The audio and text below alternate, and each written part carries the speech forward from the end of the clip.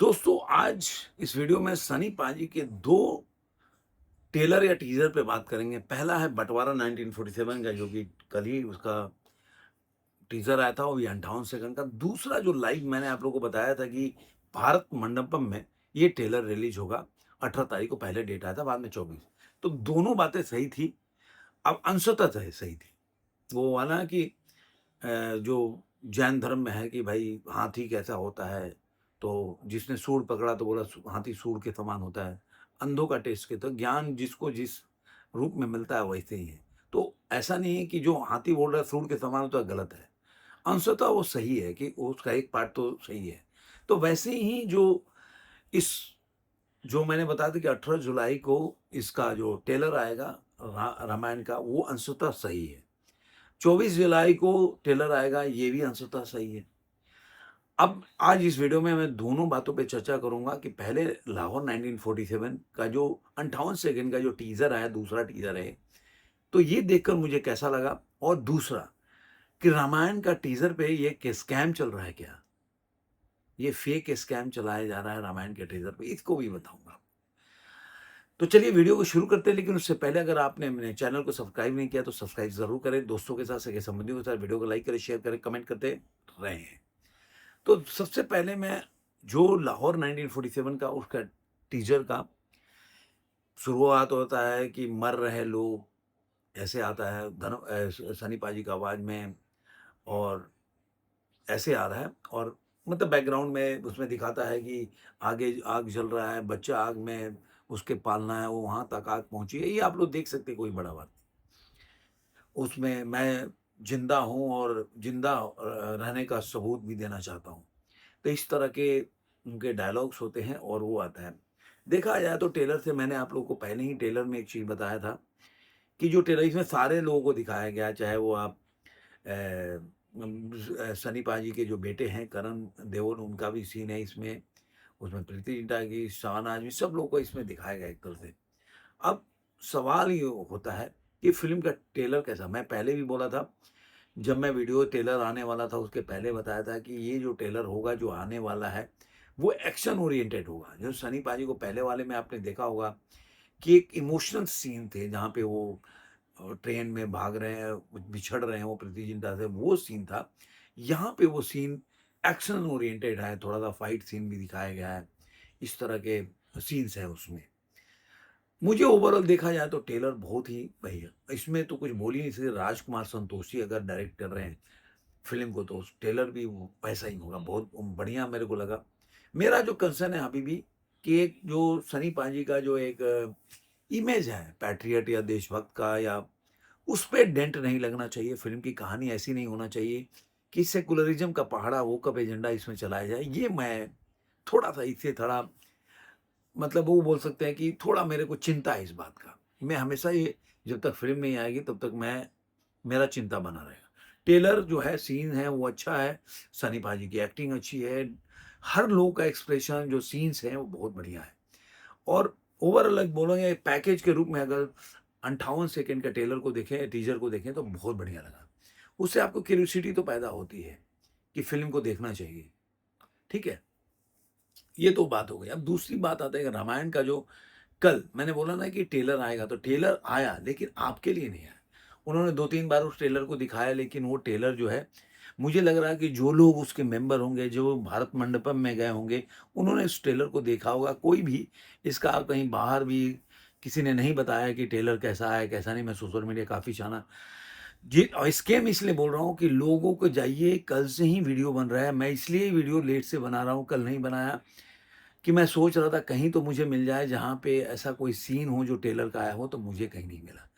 जितने लोगों ने स्कैम इसलिए बनाया हो कि हाँ, ट्रेलर का रिव्यू, अरे ट्रेलर आए ना, रिव्यू क्या करोगे घंटा? ट्रेलर तो आना चाहिए ना रिव्यू करने के लिए, ट्रेलर तो आपको दिखा ही नहीं। ट्रेलर भारत मंडपम में जो लोग गए थे उनके लिए ट्रेलर, उनको उस समय स्क्रीन को एक स्टील पोस्टर के साथ वो फ्रीज कर देते हैं, वही पूरे आपको सीन में दिखेगा।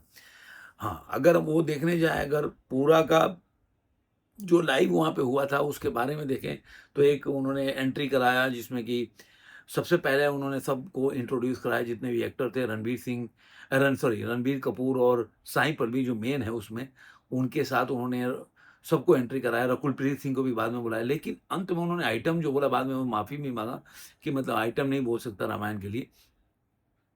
तो उसके बाद जब ट्रेलर दिखा के दोबारा बुलाया तो वहाँ पे यश की एंट्री हुई। फिर तीसरी बार उन्होंने जो बोला कि हाँ, हम तो सनी पाजी की।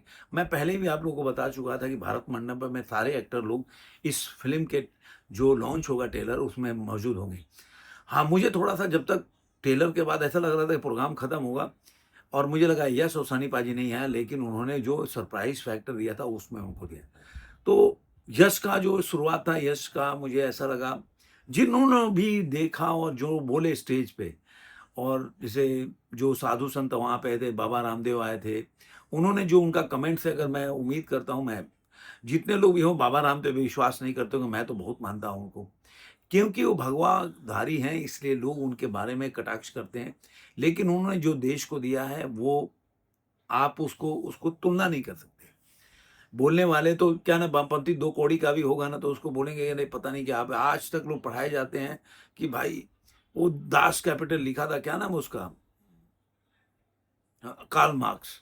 आप कार्ल मार्क्स के बारे में कभी हिस्ट्री पढ़ लीजिए उनका कि क्या करते थे, वो जब वहाँ पे रहते थे जर्मनी में तो क्या करते थे, कौन से पार्टी में बैठते थे, तो आपको आइडिया लग जाए। वो बाबा रामदेव अगर कर रहे होते तो आज उनके बारे में उनकी बखिया उधेड़ डालते।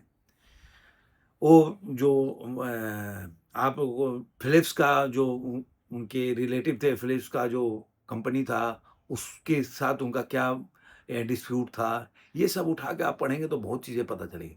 लेकिन कहते हैं ना कि वामपंथियों का एक ऐसा निर्लजता होती है कि अपने सारा काम करें। जेएनयू में जाके देखिए कि मतलब वो क्या होता है पढ़ाई के नाम पे। मैं तो जेएनयू के बगल में ही रहता था, मेरे शहर के कई लोग पढ़ते थे वहाँ पे, मैं जाता था।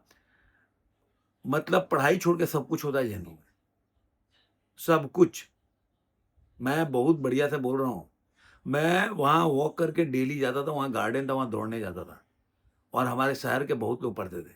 जब वहाँ पे मेरा एडमिशन के लिए हुआ था ना, तो मेरे शहर के ही मेरे सिवान के मेरे बड़े भाई के दोस्त थे, उन्होंने बोला कि इसमें सब जगह एडमिशन कराना, जेएनयू में मत कराना, मेरे बड़े भाई। तो ये जेएनयू का रेपुटेशन है, आप बोलते रहो यहाँ से ये निकला हो।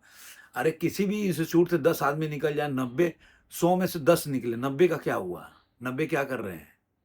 डफली बजाते हैं और यही जंतर-मंतर पे पैसा लेके, जैसे वो हमारे पिताजी बोलते थे कि वामपंथियों क्या है, इनको 1 कप चाय पिलाओ और दिन भर अपने पीछे घुमाओ। तो वैसे होते हैं ये निर्लज होते हैं। इनका कोई भी अपना योगदान नहीं होता, तो उनकी बात ही छोड़ दो, ये बात अलग हो जाएगी। यहाँ होता है कि बाबा रामदेव ने जो बोला कि भाई ये फ़िल्म जो है, उन्होंने बहुत तारीफ़ की वीएफएक्स को, हो गए नमित मल्होत्रा को, उन्होंने बताया कि आस्था और संस्कार चैनल चलते थे तब से मैं जानता हूँ। तो उन्होंने बताया कि काफ़ी और कई जो वहाँ पे थे कि उन्होंने काफ़ी चेंजेज़ किए, जो लोगों का एक था कि जो जो उसमें डेविल लग रहे हैं, दानव लग रहे हैं, थोड़ा-सा इंडियन लुक नहीं है, तो उसमें चेंजेज़ किया उन्होंने। और ऐसा जो खबरें हैं वो मैं बता रहा हूँ, जो उनकी बातों से मुझे लगा, जो 2 घंटे के आस-पास का वो लाइव जो शो था।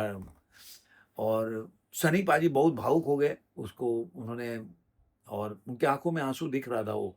आप देखेंगे तो मुझे लग रहा है धर्म पाजी के फिर वो सूट पहन के आए थे धर्म, आजकल वो जाते हैं तो धर्म पाजी के कोई शर्ट पहन के जाते हैं, कहीं जूते पहन के जाते हैं। तो मुझे लग रहा है सूट भी धर्म पाजी का ही था जिसको पहन के आए थे वो। क्योंकि काफ़ी लूज़ था सनी पाजी के, अगर पर्सनैलिटी के हिसाब से देखा जाए तो। काफ़ी भावुक हो गए, यश भी काफ़ी भावुक थे, काफ़ी अच्छा था। और सबसे बड़ी बात है कि जो आज के टाइम में साई पल्लवी हो, रणबीर कपूर हो, जिनको एक तरह से सेकुलरिज़्म उनके और बीफ ईटिंग ये सब करते थे, वो सब उनके सामने सनातन का बात चल रहा था, सनातन धर्म, राम जी, जय श्री राम। तो समय ऐसा बदलता है कि सबको करना पड़ता है और सब लोग उसमें खुशी भी महसूस करते हैं। जैसे रणबीर कपूर खुद ही अपने आप से जय श्री राम बोले, तो मतलब वो दिखा रहा है कि भई आपको अगर पावर सेंटर लोगों की और जो देश की फ़िज़ा बदल जाए, हवा बदल जाए, सोच बदल जाए, तो झक मार के आपको अपनी आइडियोलॉजी या जो आप वोक एजेंडा चला रहे थे उसको बदलना ही पड़ता है। तो ये था कि कभी भी कोई टेलर नहीं आया, जो उनके बातों से लगा हो, मुझे लगा कि इन्होंने काफ़ी मेहनत किया है। 24 तारीख को आपको टेलर के लिए इंतज़ार करना पड़ेगा। बाकी अभी तक कहीं कोई टेलर नहीं है। तो आपको ये वीडियो कैसा लगा ज़रूर कमेंट में बताइएगा। फिर मिलेंगे किसी और वीडियो में। आज के लिए